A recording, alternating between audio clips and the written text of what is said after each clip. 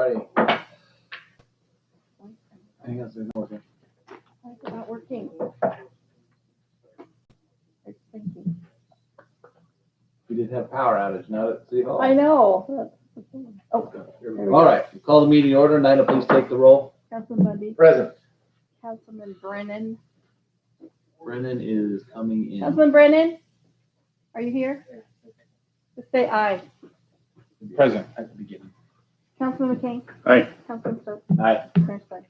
Present. Let the record reflect that we do have a quorum for the June 22nd, 2020 meeting, 6 o'clock. Run down to item number 2, swearing in Brock Cherry Community Development Director. Mr. Mayor, Councilman Brennan. just had to talk with the city attorney really quick. Can we make an emergency amendment of the agenda to discuss a safety issue for the city in item 7? For new business. Yep.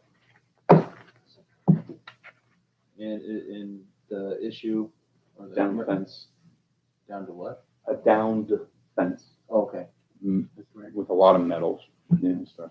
Okay, let me write that down because I'm gonna forget. So item number 7. And then I gotta call a roll for that one. To amend the agenda, yeah. Okay.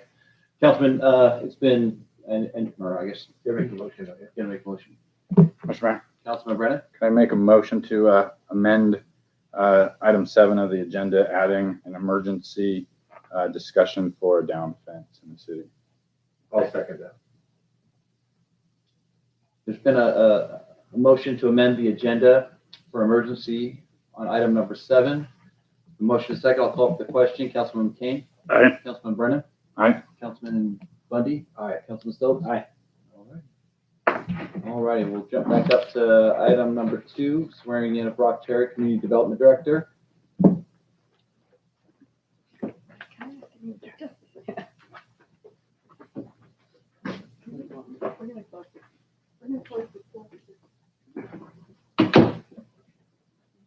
You got competition.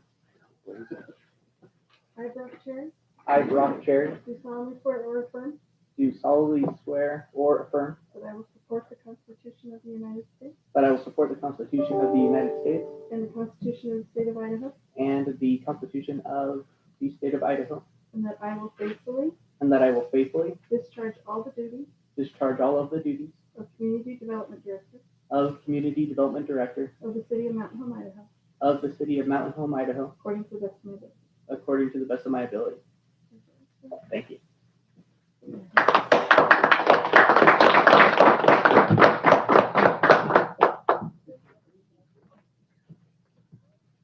You in there, Bundy. I hope you're okay with that.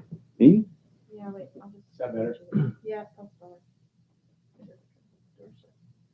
How long can you hold that smile? We done? There we go. Well, go ahead and then, You said dude. I'll make sure you get copies of these for your family. Mr. Mayor? Councilman Stokes? I'd like to welcome you, Brock, to the team and wish you the best, and we look forward to all the great things you will bring to the city of Mountain Home. Thank you. And you guys have to share the lasers. Sorry. We will. So it's your time to shine and give us a spiel or whatnot. It's your show for a second.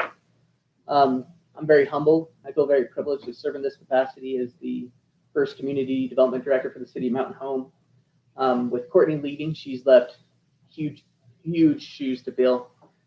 There's been such great work that has already been done. Our plan is to just keep up that momentum that we have, and to really show people what Mountain Home is all about. I believe we're on the precipice of greatness, of a lot of great things coming here. That Mountain Home is no longer going to be this redheaded stepchild that people think we are, that we're just in the middle of nowhere. We're just right outside of Boise. We're going to become a destination where people want to live, where people want to work, where people want to establish their livelihoods. I'm dedicated to that. I'm dedicated to the community and to giving you, this governing body, the very best information possible to make the very best decisions. I promise you I'll do the best of my ability. I can't promise perfection, but I can promise you a perfect effort. Thanks, bro. Welcome to the team. Welcome to the family, actually. Thank you. So I appreciate you stepping in, and it's Courtney 2.0, right? You're the next Oh, level. man. Awesome. Well, congratulations, Ben. Thank you. Run down to item number 4, council comments. Councilman, you got anything really quick, you want me to go first, give you a kind of an update? Mr. Mayor? Councilman Stokes? I just want to remind everyone we are doing Mountain Home's 3rd annual Pollinator Appreciation Day. Thursday, 4 to 6. It's focused towards youth. And then my second comment was about the coronavirus numbers. We're at 40 cases for Elmore County. I just looked.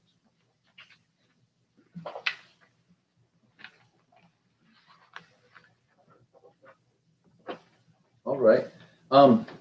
Really quick, I wanted to give you guys an update on where we're at with the broadband.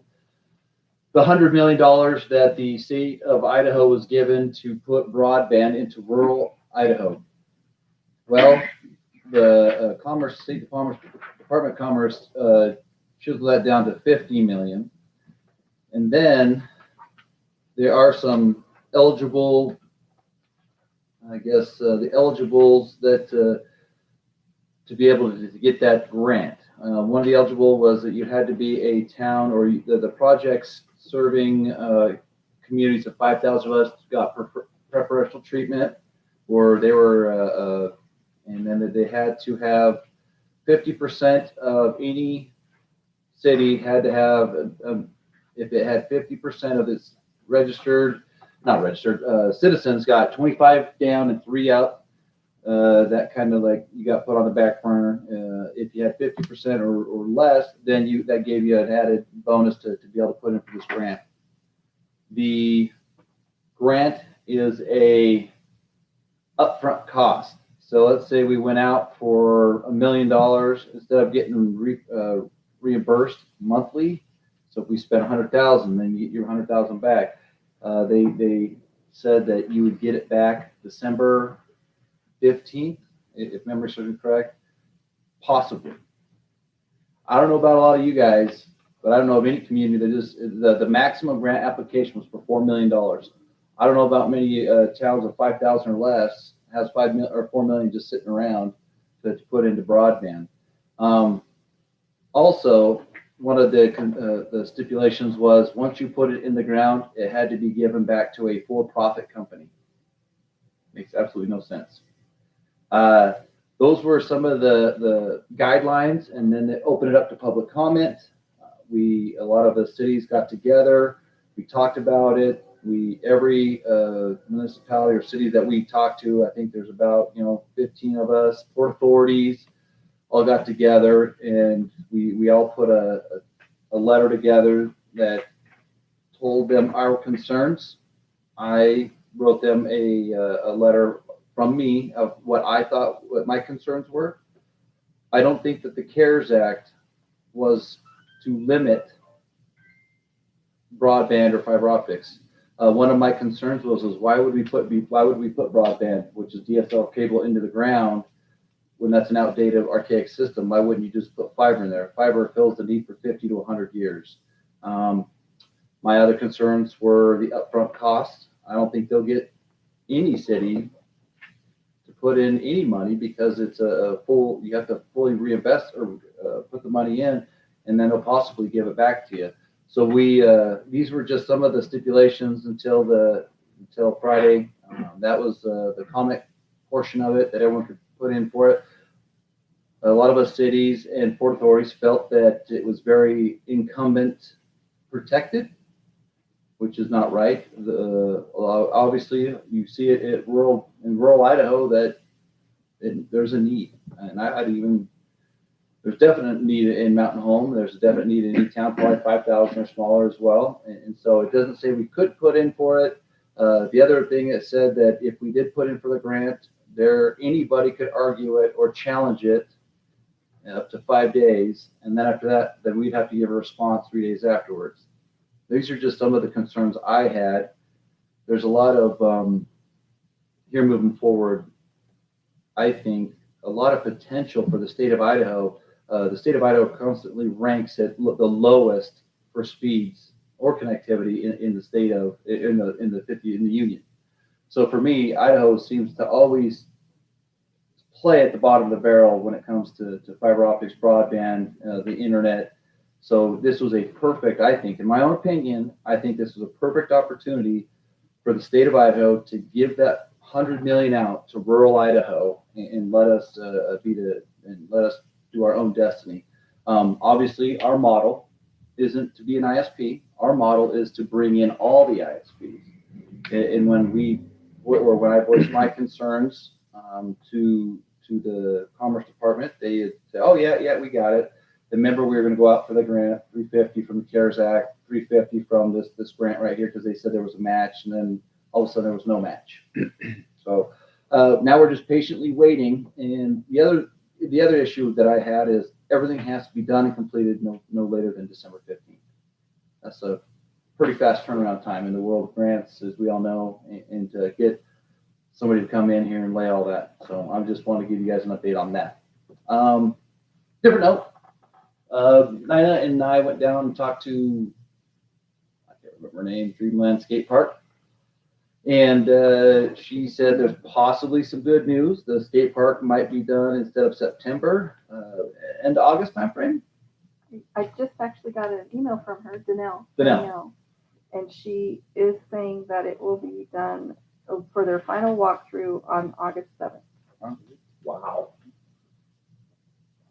They said that they added a boomerang method to our skate park that hasn't been done, that they've ever done. It's the first one, so I'm kind of excited to see how that works. But they're doing good work. They're doing it fast, and like I said, you get a chance. Those guys love to talk about their projects, and they do good work. As Councilman Buddy like to say, hey, you do good work. They're doing fantastic over there, and they're going to be ahead of schedule. So that'll be great. We'll do a ribbon cutting, hopefully, and have a lot of people there, and they're going to skate it themselves and show you what everything can do. So Councilman Bunny says he's going to get on a skateboard and rock and roll. Oh, scooter. So 3 wheels? 2. I think Mr. Fitzer said he was going to break out his skateboard too. So Skates. Roller skates with the big ball in the front for the Big ball, yeah. I'm gonna do the disco thing. Yeah. So that's what I wanted to get you guys up to date on. The fiber optics, hopefully here in the next few days, they'll come back with all of our concerns and maybe hopefully amend this grant application, hopefully. And then I'll bring that back to you guys with more information as well. So, all right, here moving forward, unless any councilman have anything, we'll go to item number 5. Mayor, Councilman Brennan. I just want to say your letter that you wrote was very, very good. I appreciated seeing all the detail in that, and hopefully we do get a good response on that. Thank you. I appreciate Fiber that. stuff. Councilman Buddy. Just real quick, I'd like to also comment real quick on our new community development director, where we're combining economic development and our planning functions for the benefit of the city. And I thank Courtney for all that she's done, and I look forward to working with Brock. And I think it's going to be a good relationship, and I think there's a lot of good things that are going to continue to happen in the city. And Mrs. Bundy just sent me a text and said I'm not allowed on the skate park, but I think I can. I think we'll go ahead and just, she's probably listening right now, so. Probably. Probably. All righty, we'll run down to item number 5, the consent agenda. Councilman Brennan. I have a question for the fire chief on F. Mark, Chief Moore, come on in, bud. That would be you. I totally ran out of time before getting into the meeting. I had a short conversation with him, but I needed to. I was being called in here to stay present. As far as the money goes for the repeater site tower, real briefly, we had a big conversation. E911 put up a lot of money to upgrade our facility, and now it's coming due for a little bit more to be allocated to finalize that project. Is that right? Yes, that is correct. And this project is, what's the benefit of it? Can you just tell us really quick? Absolutely. What it is that we've talked about it for some time here for the number of years that we've been struggling with our repeater site up on Rattlesnake Butte. It's had years of no climate control, the power, and just everything about the thing is just wore out. There's just it's overdue time to get a replacement up there in the way of our repeater. with the building that the E911 has done. And they've invested $25,000 for the building, repair of roof, climate control, backup generator, a secure fence so we can have a secure facility. We've gone to a single meter base so we don't have to worry about people tapping into our power and that sort of thing. So ultimately, they put a huge investment in our site. What I was hoping for was to seize the opportunity to get a new repeater and a new antenna up there so we can be completely taken care of up there on that site for many years to come. So that was the aim that I had there. I wanted to ask too, is there any connection between fire radio and police radio with this site, or is it strictly fire channel? This is strictly fire channel, strictly fire channel. Okay. And so you, because of COVID, you've had some unused expenses or budgeted items, I guess, right, that are available to fund this. I'm curious about the stress test as I basically, I feel like I forced with a smile the police department to make sure the stress test was funded. So I just really wanted to ask, are there any firemen right now that need a stress test or want a stress test that will be excluded from such by pulling the money out of that line item? Councilman Brennan, and that's a fair question for sure. My answer to that would be I've not been approached by any firefighters this year. I believe I'm going to assume that a lot of the COVID thing has an effect even on that end of the thing. But I've not been approached by a firefighter at this point this year to do that. In the event that I am, we can fully fund 2 stress tests there. And the way that we're set up on the department, we encourage people to use their insurance, where we pay the deductible. Hence, and a lot of times we can almost double our stuff, assuming that they would have insurance. If not, we could fully fund 2 stress tests within this 3-month time, and then we'll run into our new budget cycle, where we'll be ready to go again. With this $1,100, you can fund it, or with what's left in this line item? With what's left in that line item. Okay. And how many new firefighters did you bring on this year? We brought on 4. Have any of them opted for the test yet? No, they have not yet. Are they aware of the program? You know, to be honest with you, I can't say. We've been pushing these guys on training. We've been really limited in times of really to get exposed to a lot of meetings and so forth. They've not even attended an official business meeting yet. So, okay. But they will certainly be brought up to speed about this stuff as we move forward with it. Okay. You've answered my questions. Mayor? Councilman Brennan? I'm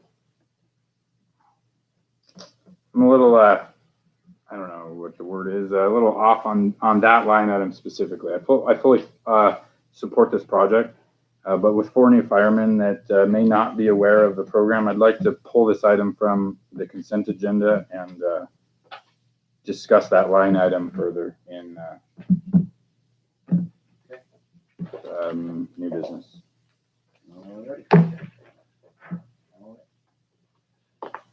Councilman, anything else you want to talk about, pull? So we're going to come back to that. F on, and item number 7. Mr. Mayor, Councilman Stokes? I make a motion to approve the consent agenda pulling item F. Second. Good motion and second. I'll call to pull or to approve the consent agenda, pulling F. I'll call for the question. Councilman Stokes? Aye. Councilman Bundy? Aye. Councilman Brennan? Aye. Councilman McCain? Aye. All right. Run down to old business, which there isn't any. Item number 7, item removed from the consent agenda. Councilman Brennan? Right back to F again, right? Yes, sir. Okay. Mr. Mayor, council, how would we feel about funding all of this, but pulling the last $1,100 out of contingency so that the firemen have that opportunity for the stress test? The 4 new firemen with that $1,100 and what's remaining in that account. Councilman? Yeah, I think maintaining the funding on the stress test is a good idea. I have no problem with that. Would it be bookkeeping wise, if we just left it like this, and if we had stress tests needed, we could pull them from contingency, would that be an easier way to do the same Mayor thing? Council, you'd be splitting that project that Mark, and is it $1,100? Yeah. that you're taking? He would probably be fine just to leave all of it in his budget. We get to the end of the cycle, And then, it's gonna be fine the way it is. And it- There's additional funds in there that doesn't have to be offset with that stress test. There's other funds he could use instead of the 11 from the stress. so we would be okay if we left it like this to ensure that that money would still be available. for Yes, stress it'll tests. still be available for them to take their stress test. Okay, and that's kind of what you're getting at right now. Yes, how's it available though? Is he gonna have to pull 1,100 from elsewhere in his budget? Yes, but he'll have room in his salary line because he's just now getting up to that staff level. There's money available up in that line that he could use to offset if he needed to. Would that have to come before the council for approval to go from line to? Yeah, Well, if they approve it now. Yeah, now if you approve it now. I mean, you'll be able to see it on your reports, but Huh? it should be fine. Yeah, as long as it's there and available. I don't want to deny anybody the opportunity to test or pay that deductible for that stress test. Appreciate I that. think it's important. So I guess however we need to do it, just if you have a 11, how much is in that account right now? Do you know? Probably roughly 22. Yeah, it's 2,775. Okay. As long as that money is available for future testing, I don't care which way we split it, but. Could you guys make, once you get further, make sure that you make a motion that if you could take it out of the payroll line of his payroll. Okay. Which is as an offset. The project will still stay in the 99 line because it'll be a whole project. But so it's gonna show that line was overspent, and then we'll be able to adjust from lines above it. So we'll all still stay in the fire department budget. Okay. That's the way we want it in one budget, because that's how we levy for it. Sure. We want it all be in that budget. Okay. Mr. Mayor? Councilman Stowe? Chief, I just had a quick question. Which bill was higher, according to the packet you gave us, Motorola, Intermountain Communications, or Eddystop? The additional monies Yeah. between the 17.4 or whatever. Yeah. The last bill on there just came to me, I believe it was on Friday of last week, and that's the propane. Yeah. And the filling of the propane that came up, and that originally was, that was set to be covered under the E911 funds, but they've expended their allotted amount. So that was in excess of what, for them to complete their portion of the project. Is what is added on there. Councilman Bundy? Just one quick question, Mark. I was looking at one of the areas you're pulling from is from meetings in schools. So I'm assuming these are things that you weren't able to attend based on COVID, correct? Correct, yes. This isn't gonna cause a future training backlog where you need more money for training, is it? Does that make sense? No, sir, yeah, it makes perfect sense. It's I for mean, me, I'm for sure it was instance, good training, but we're not gonna create an environment where we have to double our training. No. no, not at all. Okay. I just didn't want to create another budget problem for next year, but thank Sure, you. appreciate No, that. I think it's a great thing. I have no problem with it. Councilman McCain? I was on E911 board for a long time. Fire department, police department, and sheriff department constantly had problems with fire department constantly having to overrun the lines and everything else. This is something that is really needed up there. Mayor? Councilman Brennan? Make a motion to approve the request to purchase from the fire chief for additional funds to complete the upgrades to the radio repeater at the Rattlesnake Station site, and also authorizing future expense out of payroll for stress tests if needed. Second. It's been I'll have to repeat that one. It's been motioned and seconded. I'll call for the question. Councilman McCain? Aye. Councilman Brennan? Aye. Councilman Stokes? Aye. Councilman Bundy? Aye. Alrighty, items, discussion decision on refund request for Dennis Brown for 3-month pad purchase to be used for July, August, and September. Mr. Mayor? Councilman Bundy? I think this is a pretty standard request. It's for months that haven't been used yet. Correct. I think that hopefully in the future, Mr. Brown will decide that he wants to perhaps buy the passes, but it's just not going to work right now. So I'll just go ahead and make a motion that we approve the refund request for Dennis Brown for 3 monthly patches, 3 monthly passes purchased and used for July, August, and September. Second. It's been motion second to refund the request for Dennis Brown for 2-month passes purchased to be used for July, August, and September. It's motion second. I'll call for the question. Councilman Bundy. Aye. Councilman Brennan. Aye. Councilman McCain. Aye. Councilman Stokes. Aye. Discussion decision on recommendation for the Traffic Safety Committee to change the corners that stop signs sit on South 2nd East, East 2nd South, as well as East 3rd South and South 2nd East Street. Say that one fast. Holy moly. So I think this is the one where we talked about when the world came in and wanted to put a gate, and then we were trying to come up with all our alternatives, right? Yes, sir. So who wants to take this one? Mr. Mayor? Councilman Stokes. We're suggesting this, and I sit on that committee to help fire get out to fires. So it's more of a public safety issue. Okay. And we might slow down traffic in front of City Hall as well, given that this is a long stretch. Okay. So that was the reasoning, and I don't, Chief, are you okay with that? I'm glad you're right there. I'm sorry, I have to confess, I wasn't listening. Come on in, Gene. Gene, you were there? Yeah. Any questions? Yeah. Everything went through fairly good. Was there any concerns? No, not really, just mostly just making sure that we're making things more convenient for the fire department to get through there. This street is a long stretch and the speeds to get up there, so that will help that. While we're already getting set up with some flags and stuff to help mark it, because that is a road that everybody's used to. Yeah. Going The through, so training we'll get some issue. orange flags on the side for about a month or two. Mr. Mayor? Councilman Stokes? While Gene's on that topic, we did talk about updating the citizens about new traffic patterns or anything via the website. So I think that would be something the citizens would like to see, especially stop signs that they've been stopping at for 20, 30 years. Yeah, you get used to that kind of stuff. Yeah. We've done some similar things where we put in 4-ways and stuff, and Yeah. I personally go through a few of them myself, so it's easy to do. Mr. Mayor. Councilman Bundy? Well, when we added that 4-way street stop over by the junior high, you guys put the flags up. I think people got used to it pretty quick. Yeah, So I think it's good to do public outreach.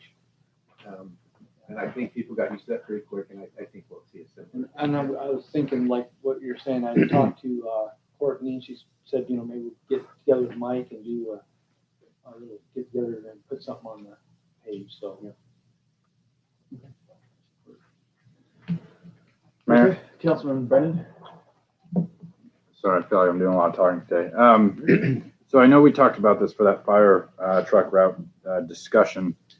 We got the agenda on Friday. I have to admit, I didn't get any chance to put eyes on it over the weekend. I have no problem with the idea of it, but I personally would like to spend a little time looking at the intersection and the traffic flow, just to take a look. Is it possible that the council would consent to tabling this and just until the next council meeting? Councilman, you got any issues with that? I would rather pass it right now, personally. I think it's a fire safety issue and a safety for the citizens. You're opening this. This corridor up here up for you to get out. So the fire trucks don't have to stop. Well, they have the Opticon. Remember, we were trying to line, either close that road, if not close it, put the rural, it's gonna put a gate there, but still, the Setback. what's the word I'm looking for? Get it all together so it flows all together, and then the Opticon will still be there to get it. Gate goes up, but it'd be closed. But we're gonna get it all. That's what I'm looking for, perpendicular to each other, all measured up the same. So there's not that extra light. Come here, Rich. You probably know It what I'm wouldn't trying be to the talk extra about. light, it would still where they could just flow right into the Yeah. traffic. What's We what I'm decided looking to for? do We're trying to both. get. What are we trying to get all the streets to mesh up for a second? For Second Street, Yeah. so they won't align with, it'll be hard to pull out of Second Street, and you have to make like a big loop to get to turn That's on what the it gas. was, yeah. So, but yeah, Mayor, is this, is the gate project closing of that road in phase 2? that's coming up in this construction? They need to either tell us if they want to do it or not, because if not, we've already have it engineered for closed off. My guess is it'll probably be closed for a little while until we get everything figured out, get the gate in there, so. The intersection with the light will be closed for a little while. Yeah, I thought we agreed to do both, do that and give them the extra route going around here in the meantime. Well, we'll give them both is what I think we all agreed upon until they decided if they want to do the gate, because that was their expense. Right. Because we have to align it. There's what I was looking for, align all the roads, because right now they'll actually have to come back down and then go back up. Yeah, but the fire department said they can make that turn without a problem. Okay. To where, what, we didn't even need to get it realigned. Isn't that what you told us, Mark? That you could come off of this street out here, continue and just swerve right over into that other one without any problem whatsoever? That we didn't need to redo any engineering on it? Oh, for Horrocks is what we talked about. The engineering for the Horrocks is different. Remember, we were closing it off? And then you guys talked about, well, can we put a gate here? And then we talked to Horrocks. Because we'll end up having to cut out, the way it works is if we do that, we're gonna have to cut out some of that triangle that's there to be able to make that turn and do stuff. So there's a lot more work to have to do on that section. So that's what it was all kind of driven from ITD and the engineering. So I think I say we do this. Let's put it off if we can. Let's get all the duckies in a row, get the engineering, get Horrocks, get Kuho, get ITD. And then gives us a chance to take a look at everything with this one, at least for right now too. And that's just my opinion. Yeah. That works for me. That way- I think I think we need to do both. I think we need this open so they can get through. And then especially in the meantime to go this way, or if they're sitting at any other stop, they still can use that route when they need to. So where? Well, and I think we had talked about opening this one up because that would possibly close and we need the response time if there's any issues. Right. That's why we're gonna do that. And plus, Right. it's the widest portion of any road in the 4 ways. Go ahead, Mike. And if I may, Mayor and Council, just throw in there, if in time and you're looking at this thing, please look at our normal route that we would be coming from, that we've been coming from for years now up through this traffic. We talked about bigger trucks making this corner. If you go particularly in front of like York's Full Service and turn there, at any given time, cars on both sides of the road. To me, it's a clean application, it's a safe application coming down this 3rd Street in terms of just public safety, firefighter safety, apparatus from wrecking. It just makes perfect sense to me, and it amounts to additional 600 feet of travel from where we're turning now to versus going straight through 2nd Street. So it's minimal effect on response time. So if it's all right, guys, we'll just table it. We'll go and get with Rich and Gene and Mark, and you guys can hammer that out and look at it. That's all right. A good council. Works for me. I'll make recommendation in the table of Traffic Safety Committee's recommendation to change the corners and stoplights on 2nd Southeast, East South 2nd, as well as East 3rd South and South 2nd East. Do we need a motion and a second on that? Or just Do we need a motion to table that, don't we? Table it. Motion second. I'll call for the question. Councilman Bundy. Aye. Councilman Brennan. Aye. Councilman Stokes. Aye. Councilman McKay. Hi. All right, item number 8, ordinance is amending section 8-3-7, changing the time that oh, wait, sorry, yep. We have another item number 7. It was an emergency down fence. Sorry, Councilman.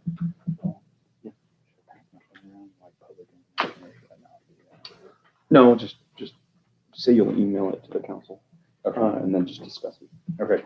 I have a photo, so I'm not going to pass my phone around for on the advice of legal counsel. But afterwards, you'll just forward it to.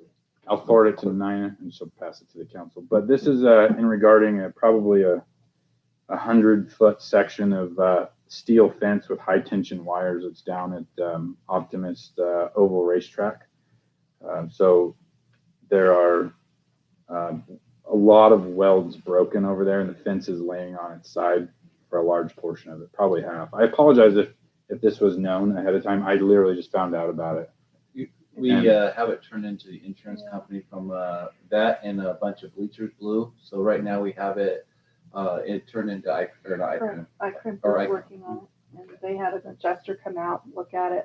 If Miguel was here, he'd probably know more about it. I just know that ICRIM sent an adjuster out and met with Miguel, and they've been working on what they're gonna do to fix it.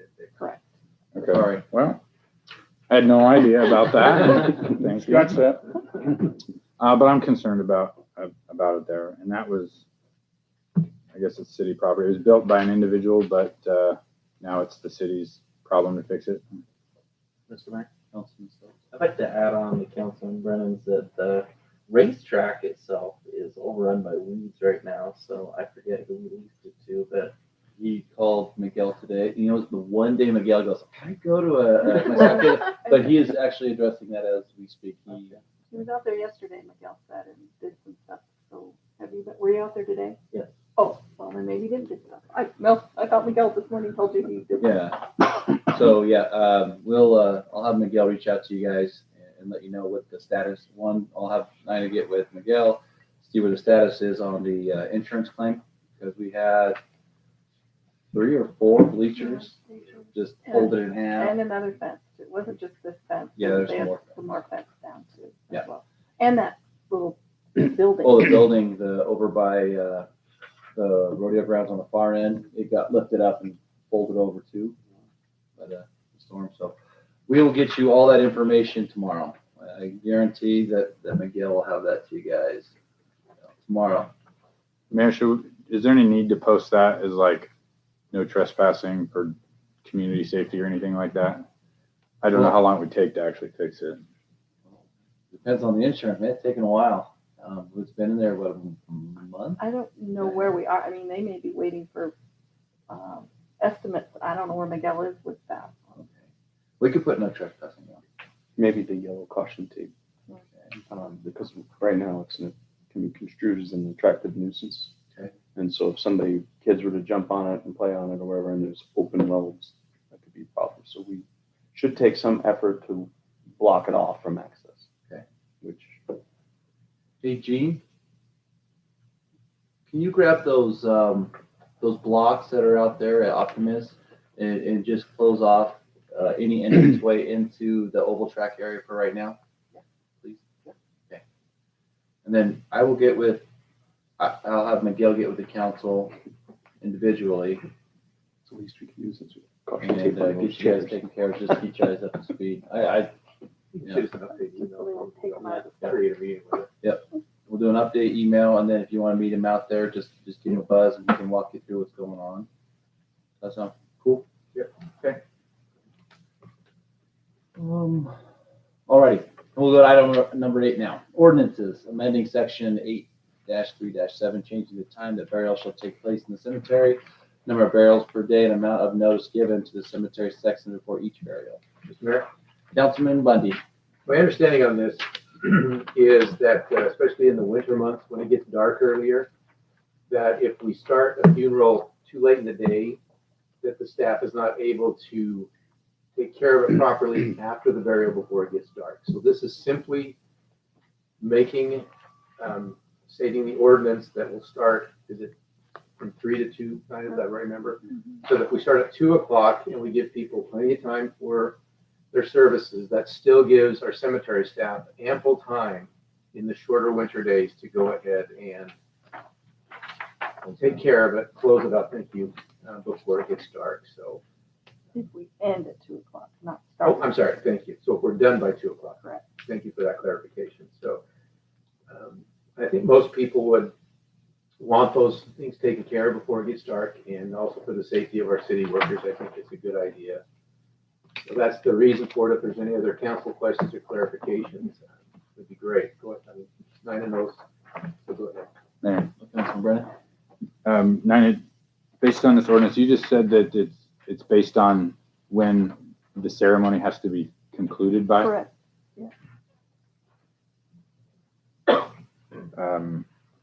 Well, because they'll have between the hours of 9 and 2 to have a burial.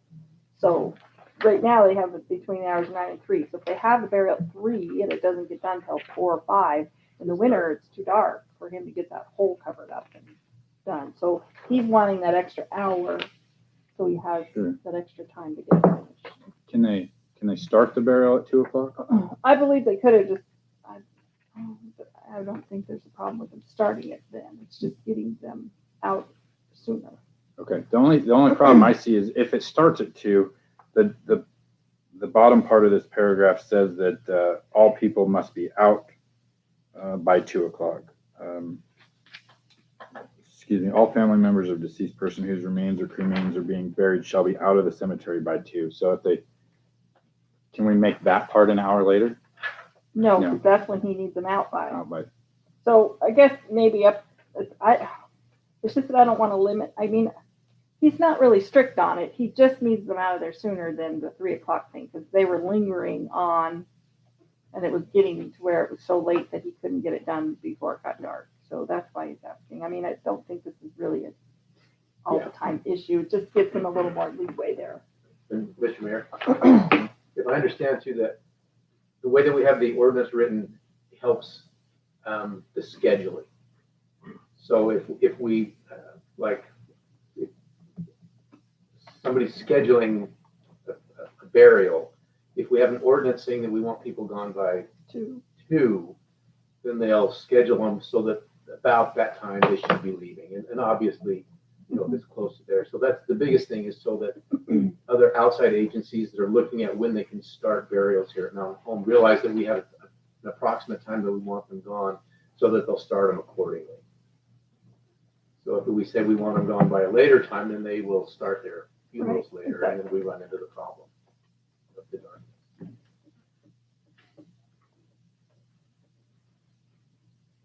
Man, Councilman Brennan? You're good.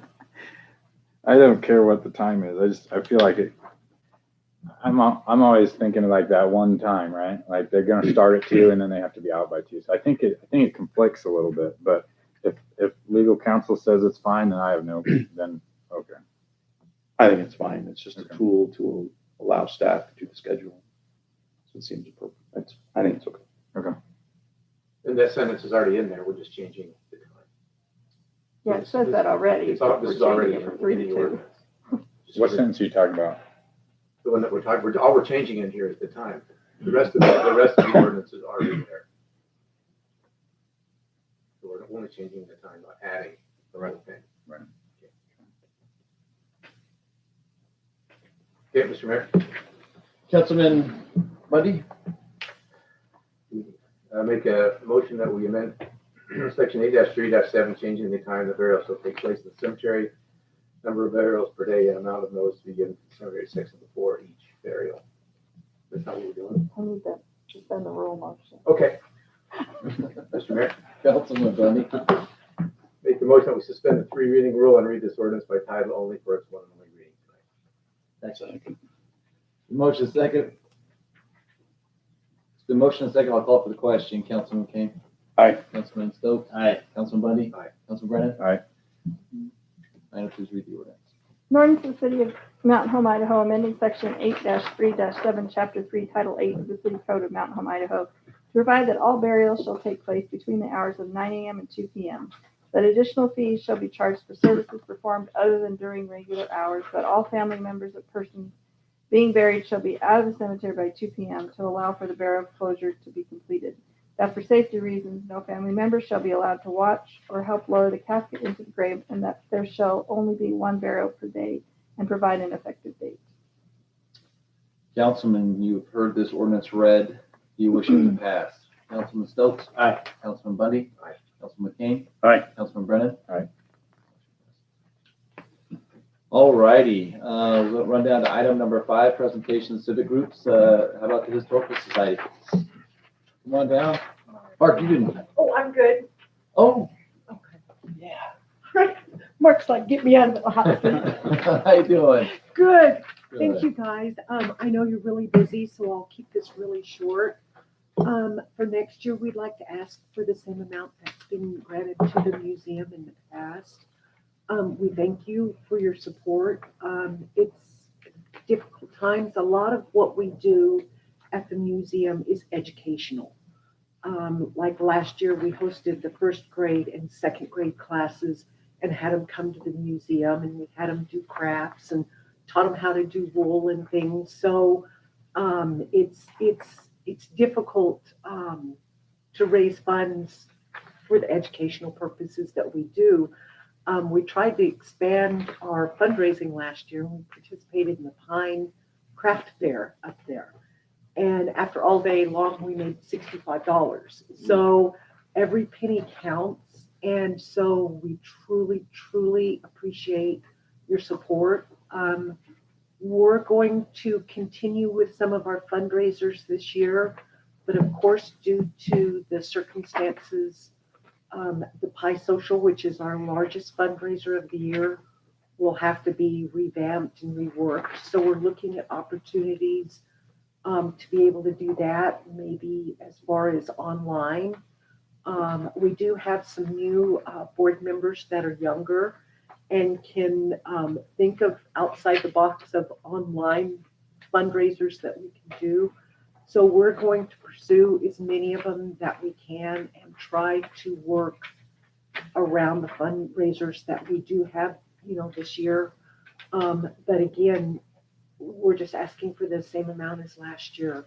And we truly, truly appreciate your support. We could not do what we do. On a side note, I want to say thank you guys so much for the new roof. The roofer up there, Mr. Mayor, did you get the email that I sent you last week on the photos of what he's doing? About keeping the metal, or Yes. it said he was keeping the metal, but is he putting it back up or just keeping it down? He's putting it back up. On the very top of the roof, there's a metal vent there. And when he had taken it down on the inside, you can see how it was hand hammered up in there. So he's been able to preserve that and straighten it out and put that part back in there. The corners, he said, were too far gone, so he wasn't able to preserve that. But the main section up there of the metal has been preserved from 1908, all hand done. So we're really excited, but thank you so much for the new roof. It'll make a big difference. So other than that, that's all I have. I'd like to commit to buy the strawberry rhubarb pie, no matter how you do it. You got it. Okay. No dollar amount attached, so sky's the limit. $75, that's what I paid last year. So. It's yours. Okay. It's gone up a little bit. Yeah, inflation, right? I'll take orders now, yes. Blueberry, right? Okay. Do I know how much that one's gonna cost me? 110. Yours is 75, mine's 110? I don't know. All righty, any other questions? Thanks, Debbie. Okay. Thanks, Deb, have a good day. Good night. All righty, so Arts Council. Hi, Mayor Sykes, City Council. Thanks for the opportunity to present on behalf of the Arts Council today. I'm going to work a little more from notes, so I stay on task here. I'm Chris DeVore, the director, and also our board president, Mildred McNeil, and all of our directors send their thanks and regards. Tonight, I'd like to do a quick overview of our recent accomplishments, financial position and plan, and budget for our coming fiscal year, much of which was covered in the packet I provided. So I'll just summarize and hit the highlights. Is this a good volume? I can't tell. Yeah, You're good. you're good. This thing, okay. But I'm gonna, keep to my notes and stay on point because I want to cover some crucial, what I think are some crucial issues. So as you know, since 1977, the mission of the Mountain Home Arts Council, a 501c3 nonprofit, has been to entertain, enrich, and educate the community by presenting and promoting varied artistic and cultural activities. It's not really news that for all of us, it's been a rough and unprecedented beginning to 2020, but we've attempted to remain nimble, creative, and relevant to our community, despite making the very difficult decision to cancel all in-person meetings and events since mid-March, which of course included Community Canvas and Moho Public Art Campaign planned for May and June. We've partnered with many arts, nonprofit, local organizations to provide virtual and in-home arts and educational and cultural opportunities and experiences with honestly some pretty mixed results. And that has been across the board as we talk to other arts organizations. We're trying new things, some that will stay, some that won't. But we continue to meet with our partners to share programming and best practices. I was on a Zoom meeting with all the arts organizations in Idaho recently, and we were able to do that in a very unorganized fashion, but it's very good, and there's going to be follow-up meetings on that. We are proud to report, however, despite these challenges, that the season that will end at the end of this month, we have been able to serve in person 4,000 community members, including 1,750 students with our educational engagement program. So we've learned a great deal over the last few months about the new normal for arts and community events, and the challenge moving forward will be twofold: programming and financing, which is certainly not new, but it's been intensified by the pandemic. Here's been our approach. We are at this point moving forward with the summer concert series, with partnership with the city and Parks and Rec, including 4 concerts in July and August. It will be the perfect outdoor test case for future programming, but we're also monitoring COVID-19 updates on a daily basis and staying in contact with city and health officials, particularly since the bands would be traveling from outside the county. And community safety will remain our priority. Many are from 80 County, and I saw the report today that they're moving back to phase 3. So we'll be monitoring that and talking to CDH and you guys and Miguel and Tiffany and Courtney and Brock and everyone else. So and we'll stay up on that, but we're excited that we're moving forward. Additionally, we've cautiously booked a full season for performing visual and literary events, including educational outreach to the school, which we have worked hard with the artists, presenters, and schools to keep flexible in case of postponement. And this is the practice across the state again. The recommendation has been, be optimistic, schedule all your programming, apply for all your grants, do all you do, and then just keep them flexible. Work with artists that will have the ability to postpone and move as needed, especially as we're bringing them into the schools. On the financial side, we've applied for a number of grants, receiving support from the PPP program, Idaho Rebound, and the Idaho Commission on the Arts. We're also continuing to pursue our regular grant funding with good results thus far. The overall feel is that we're in this together, and everyone is attempting to be as generous and flexible as possible. Granting organizations are moving dates, they're moving final reports, they're doing everything possible to make this work. We're all working together on this, and as we talked, they're updating how we're doing things on a daily basis. So in that regard, and in recognition of how the pandemic and economic fallout is hitting us all, our board has adopted a sponsorship and patron policy for the upcoming season that no business or individual will be removed from our sponsor and or patron roster for not donating this season. In addition, the Arts Council has tightened up its budget, including safeguards designed to not depend as much on business and individual donations, but rather lean more on grants and mutually beneficial partnerships. These are small gestures, we know, but we hope they are also meaningful and long-lasting ones. Good signs as we've attempted this two-prong approach. We did a community survey earlier this month about the summer concert series with overwhelmingly positive results and support.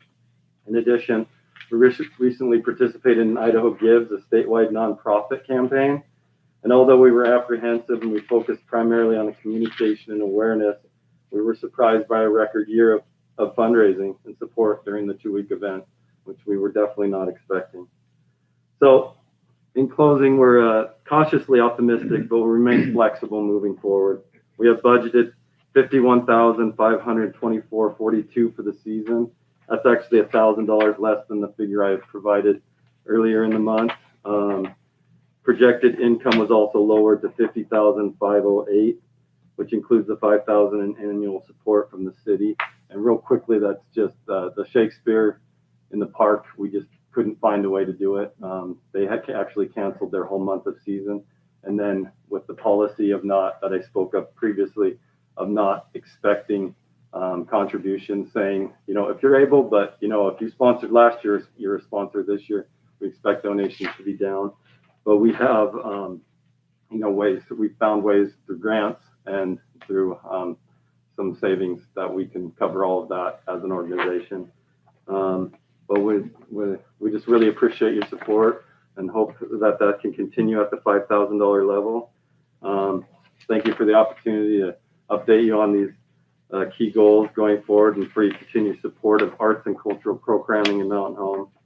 And also, as a side, please let us know when we want to be also there when there's other programs within the city that maybe we didn't come up with on our own, but the Arts Council can be a part of. We really want to be a part of the city and the chamber events, and we're out there to help in any way we can. So thank you so much. Chris, I want you to take back to your team and you $52,000 back to the citizens and entertainment. That is truly commendable. I didn't know it was that much. I appreciate you sharing your books. I mean, to let us know what you guys spend and where you get your funds. I love that you guys go out for grants. I know that the council and myself, that's what we try to go out for all the time. If we can get free money, that's great, but it's hard to go out for them. Man,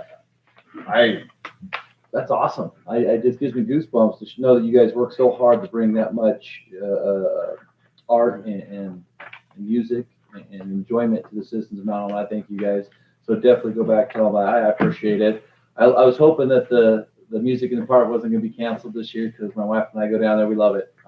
So all I'm going to say, just keep doing you. You guys are killing it. You do a great job. Thank you, Mayor. Thank you. Mr. Mayor? Councilman Stokes, sorry. Chris, I think it's great that if someone sponsored last year, that they're automatically a sponsor and you're not trying to get them again, especially during this year of the business. So I commend you and the council for that. So thank you. Thank you. Mayor, Councilman Brennan? I second all those comments. You guys are moving mountains. Like your board of directors has their head on straight. You're doing awesome. I did have a question. The stage for music in the park. Music in the park. The stage from the city. Is that provided by the city, or do you guys rent that out? So it is provided by the city. They do it in kind as part of the partnership. Great. So we partner on a few things, making decisions. They provide the stage and some of the the promo for the sponsors, and also they help us out with some of the fundraising a lot of the time. Although it doesn't go through your budget, Sure. They are great at making a few phone calls for existing donors that love working through Parks and Rec. But so they help on that end too. They're fantastic. Great. Usually when I say I'm $700 short, I'm seriously like the next day they're like, we made some phone calls, we got you 700. You know, Great. they're fantastic at Parks and Rec. So. And I trust you're aware of our desire to start building a theater. Yes, that is fantastic. I love that idea. Anything we can do. Brad, Mr. Councilman Stokes, sorry, Brad. He hit me up for that, and we've already got people excited about. But if you need volunteers, Absolutely. talk to us. So. And I think we've got some reader boards coming in the future that we can. I think we're allowed to help advertise for your programs as a nonprofit. So I think you guys are just going to grow exponentially, and I look forward to see what you bring. Thank you. Thank you. Thanks, Chris. Good job. Yeah. Thanks, Chris. All right. Come on down. How you doing, Connie? Pretty good. Well, I am here representing the senior center. And I just want to thank you all for all the help you've given us before and hope that you continue. And we really appreciate all your help. And we certainly appreciate the mayor and his Meals on Wheels. But I'll tell you, you guys, it's been a tough 4 months. And I know everybody, businesses and everything else, but oh my gosh, it's really been tough over there. We're still doing, Meals on Wheels, and some of our drivers, have stopped, and, I can understand that. And then we decided, to do since we couldn't do the congregate meals, that we do curbside meals. So we started that, and that's been pretty good. We probably have maybe, it's hard to say, 30 to 40 curbside meals every Monday, Wednesday, and Friday, depending on the menu, of course. But that's going pretty good. But then, those volunteers are getting tired too. Oh dear. But anyway, we hang in there. We have about, let's see, 60 something now home delivered meals, and they get 7 meals, every week. So it's delivered Monday, Wednesday, and Friday, and then they get frozen meals, to fill in the other days. So, that's going pretty good. When we, about the first of the month, I got information from Area 3 Office on Aging to see what we might have to do to open up, when all this started, talking about it. And oh my gosh, the list that we got from them, it was just, it was really sad, or at least we thought. So anyway, we as a board, we looked at all the things that they thought that we should do, and there's really no way that we can possibly do what they want us to do. I mean, we would have to hire people to come in because they won't, they couldn't take their own food. Even the condiments, somebody has to hand that out, and then somebody has to go around and wipe off all the knobs, and somebody has to clean the bathroom every half hour. And I mean, we can't hire people to do that. So, and then with the distancing thing, we figured that we could probably have maybe 27 or 30 people in, with all the things that go with that. But then, how do you say which 30, which 25 can come? How do you do that? And of course, so I'm not sure. We're hoping, we're praying that maybe some changes will come up that, will be a little easier, because, we just get these calls all the time. Oh, when are you going to open? It's been hard on the seniors, you guys. I mean, it's hard on everybody, but man, they're home and they're by themselves, and it's really sad. You don't know who's sick or who you should be helping. It's really sad.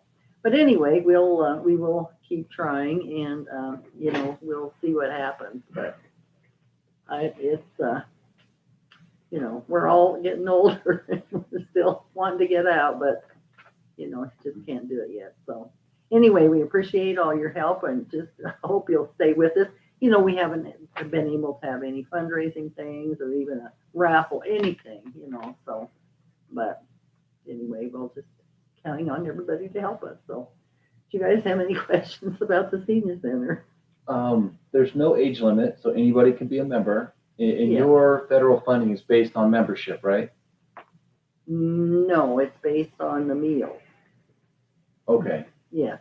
What was based on the membership? I knew that you needed a lot of members to get some sort of extra funding. Well, we could put in for some other things because of that. Yeah, Okay. we didn't get any actual extra funding for that, but yes, we I was did. just trying to say all of us in here can be a member. Well, I've been yeah. a member for 8 years now. Yeah, you have. Yeah, but see, that's like our membership. Now we're just finally mailing out things because we're behind on that. So.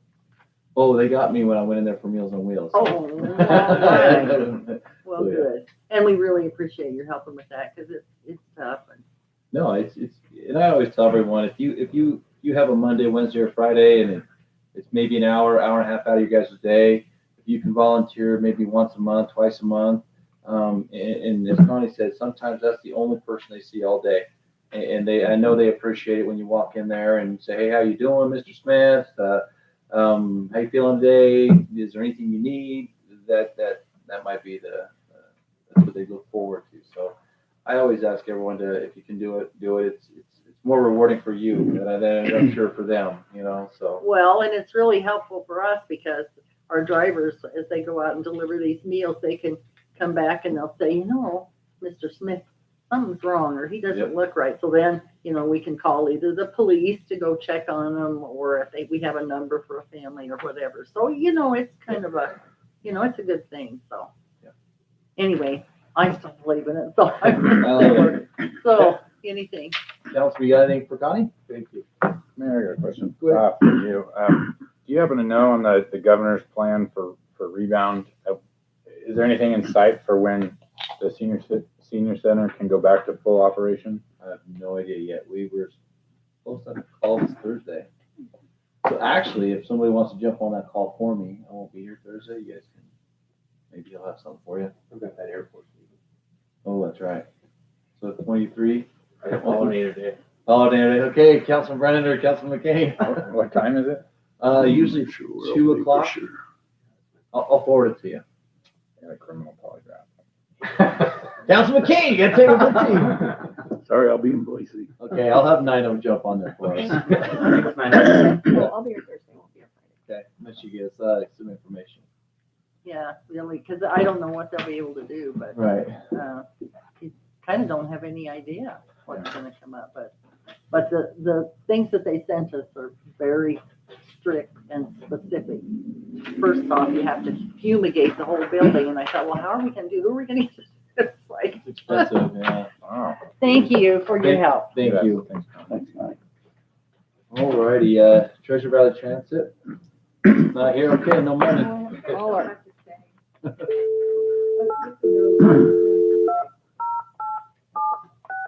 Yeah, you don't have to stay. Times I'll have to rush off the All baseball, right, so I you're might good to as go. well. You don't have to stay. Yeah, you guys can go, I'm sorry.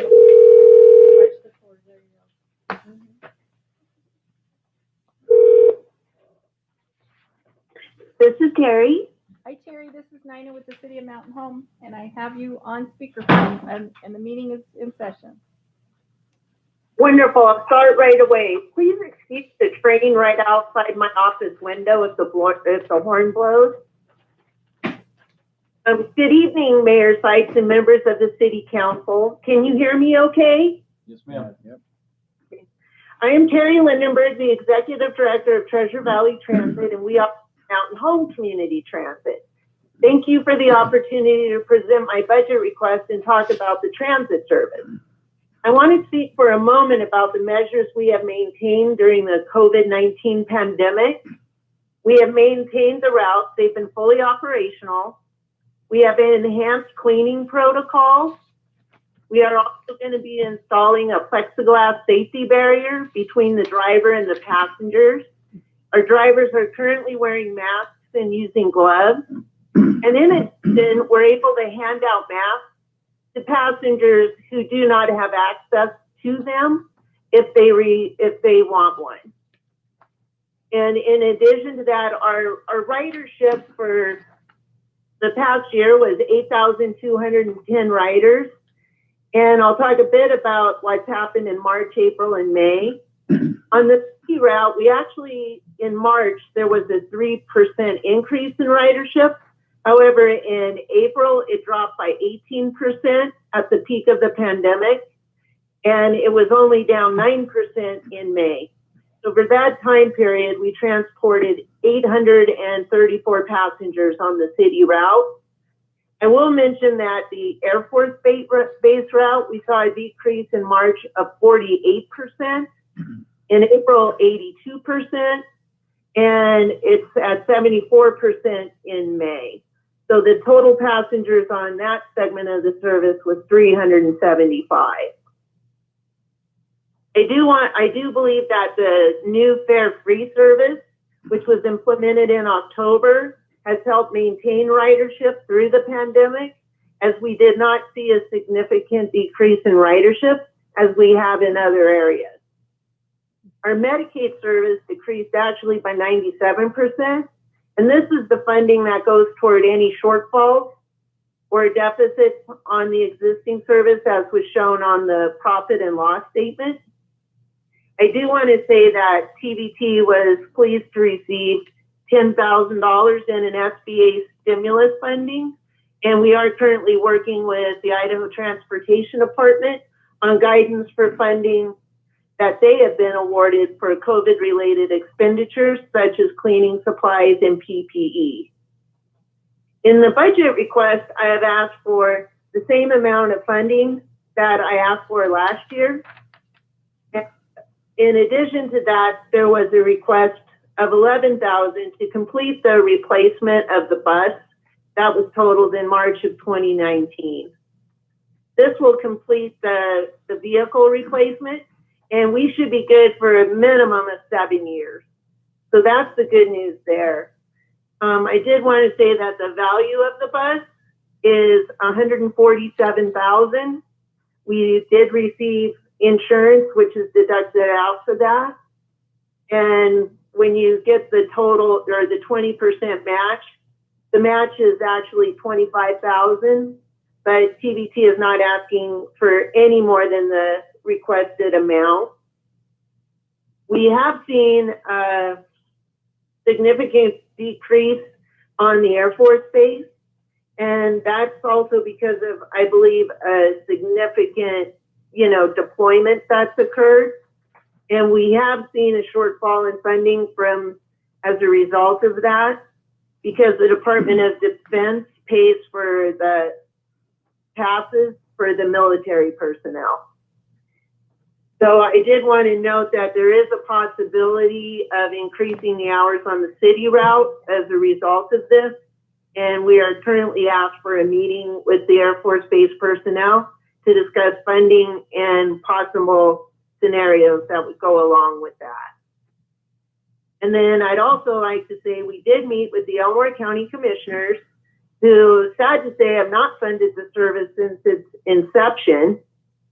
I was optimistic that they would fund the service last year, or at least, toward the bus, but they did not. So I'm not overly optimistic about this year either. So with that, I would take any questions that you may have regarding, the budget or the service in general. What was the reason for them not funding county residents to ride the Treasure Valley Transit, the county commissioners? Well, every year I go before them and I ask, historically they have never the service. I was really thought last year we might receive some funding, at least for the replacement of the bus. They actually asked for additional information, which I gave them.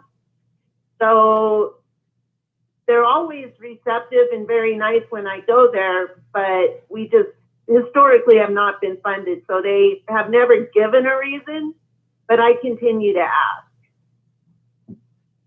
Okay. Mayor, Councilman Brennan? as I understand it, the county chooses not to fund it because they believe it'll disproportionately exclude other members of the county. If they fund a Mountain Home transit system, then they feel like they'd also have to fund a Glens Ferry transit system and a Pine Featherville and a Prairie transit system. So that's what I understand it to be. Also, Terry, for your $10,000 grant award, where was that money allocated to? That was to go toward our revenue losses overall. As I had mentioned, we saw a 97% reduction in our Medicaid transportation. And that's a large factor since Idaho is one of the 2 states that currently does not assist in funding public transportation at all. So historically, all the rural programs in Idaho use Medicaid funding. So as seeing as such a significant decrease in those revenues, that money went to fund the shortfall there. Were you able to go out for the governor's $10,000? Well, because we received the $10,000 in the economic injury disaster portion, it made us ineligible for the governor's $10,000. Was that the grant or was that the loan? This was the funding through the advance for the actual loan. We did go after the PPP, but there were so many delays within that process it made it that ineligible. But according to our understanding, you couldn't go after the governors if you received 10,000 or more anywhere else. Mayor? Councilman Brennan? Terry, another follow-up question. I'm trying to do the math. I'm writing it out. Your request of $28,500. I see Yeah. 11,000 for the bus replacement as going towards the match requirement, and then $3,500 for fare, right? Free fares. Where does the other many $1,000s come from? Okay, I've only, the 28,500 that I've asked for, that was the same amount as last year. And that was, included the free fares. So the additional 11,000 would be added to that to go to the complete the purchase of the bus. 22,000. What's the 28,500 25 plus the 11,000. Plus the 11. Oh. Wasn't it So always- 30, 40, almost $40,000 from us this year. 39,500. Terry, Yes. I appreciate your work on going to the county commissioners. I really do. I think there's a lot of value to that. I've been struggling with this budget or this, I guess, a budget request for funding, because do you remember? I think it was last year when I believe you might have been present in the meeting where our audience for the council showed who was a city resident and who was a county resident.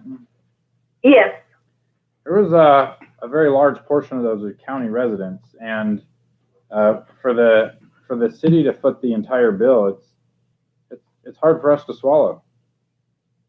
Well, I wouldn't, if I may, I wouldn't say that you're footing the entire bill, since we actually, through our Medicaid revenues, are funding currently a deficit of 36,000. So I just want to make that clear. I do wish we had state funding for public transit, but the total local match for the service is almost, 59,000. So I believe that the city of Mountain Home is receiving a good portion of the service. And I think what the city or what the county was saying that, and one of the things that I did want to point out that I shared with the county is that Payette County, they fund us by 23,000, for the same level of service as in Mountain Home. And I pointed that out to the county as well. And even Valley County, for their route, they fund us 25,000. So I really believe that the request that we asked of the county was fair. But I do believe that the service is very important for the citizens of Mountain Home as well. And I would hate to see it reduced any further if we don't receive the funding that we've asked for.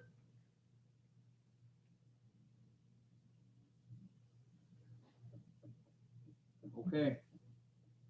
Councilman, you got any other questions or comments or anything for Terry? Councilman Brennan? What does Treasure Valley Transit do if they don't receive the money like that you're asking for? Is that just you cut down the amount of routes, or you cut down the amount of days or times, or what happens? Oh, exactly. And one of the things is we would have to do that. Originally, the City of Mountain Home service was a full day in addition to the base. And over a period of several years, because the routes actually started in 2005, but as the base, they lowered the fares, the Department of Defense passes lowered, so we had to scale back there. And also with the city, based on the amount of funding that was actually given, we had to scale back there as well. And that's why it's where it stands right now. But I do want to assure you that the return on the investment for the city is really good compared to, what we do receive more funding in the other areas that we serve. That's where us putting forward that Medicaid funding to fill any gap, really benefits the city of Mountain Home as well. But if we did receive less funding, absolutely, we're forced to scale back the service. But you can only scale it back so much before it becomes ineffective. So would that route, if, let's say we had to change the route, would it only remain in city then? And not go out to the county? It doesn't, it's a city route right now. It is within the city limits. Okay. And I think that's part of the problem that the county commissioners had, is they feel it's the city of Mountain Home route. And I tried to explain that the city of Mountain Home is within Elmore County. Just like, our route in Payette and Fruitland, they're within the city, but Payette County funds it. And the same with Valley County.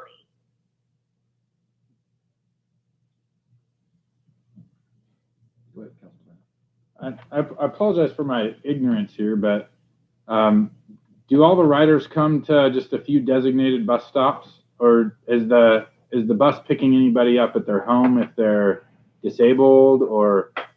Yes, we serve the disabled population. One of the things that in our route, it's called a route deviation, because when you have a public city route, you're required to, through the Americans with Disabilities Act, have complimentary paratransit. And if you don't, and that's the vans that pick up and bring the disabled passenger to the bus. So what we do is we do what's called a deviation, where if somebody calls in, then we can deviate off of the route up to 3/4 of a mile. For example, a senior or persons with disabilities, we do that.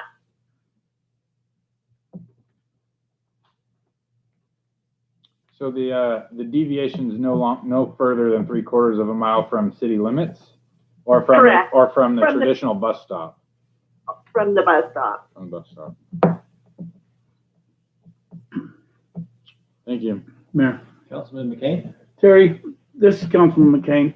When do you plan on going back to the county and speak to the commissioners again?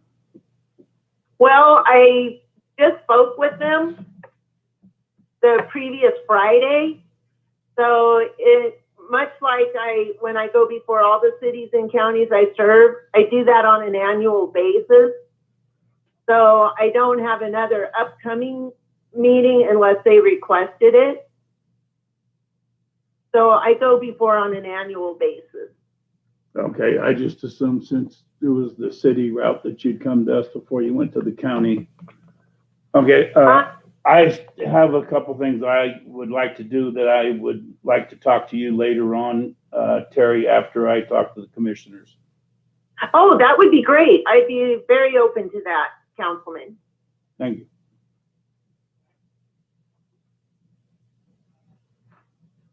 Oh, Councilman. Councilman, you got anything else for Terry? All right, Terry. Thanks, Terry. Thank you very much, and I appreciate your time and consideration, and I look forward to the time when I can meet with you in person. Thank you, Terry. Thank you. Councilman, I goofed and I skipped item number 3, so I'm going to add item number 3 to final comments, if that's okay. I had so excited to get Brock in here, I just jumped in. So, does anybody have anything they want to say? 3 minutes. Okay, Councilman, you got any final comments? Okay. We'll run down to item number 11. Oh, Mayor, there was, Councilman I McCain. apologize. Councilman, or Commissioner Corbis got with me a couple days ago. He just wanted me to let the council and everybody knows that all of the commissioners are very grateful for all the help that they got from us this year, and everybody else for getting that, the hole dug over there for them. For the drainage. Yes, All right. thank you. You're welcome. So we'll run down to item number 11, executive session pursuant to 74-206 subsection 1, subsection B, personnel matters. Mr. Mayor, Councilman Bundy. make a motion, we go into executive session pursuant to 74-206 1B personnel. Second. So motion is second. I'll call for the question. Councilman McCain, Aye. Councilman Brennan, All right. Councilman Bundy. Aye. Councilman Stokes. Aye. All right, we're into it. Item 11. Tripping. Getting ready. Oh, have a good night.